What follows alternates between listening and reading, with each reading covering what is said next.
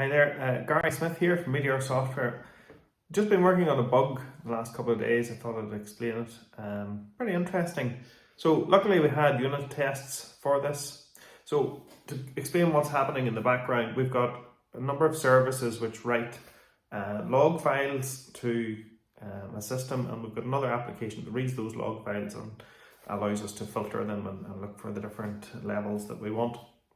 So the application runs in the United States and we're trying to debug it here in the UK, and turns out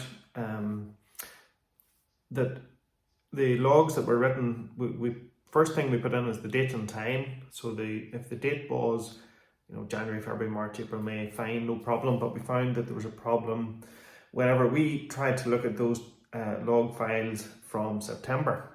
So we found an issue, and if I show you, I'm going to run the unit tests for this piece of code that we had.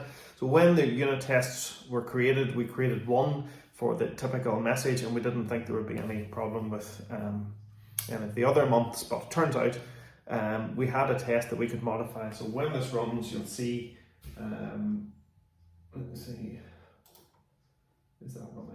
It is running, I just need more patience. So once that starts to run, you'll see that all the tests pass except for September.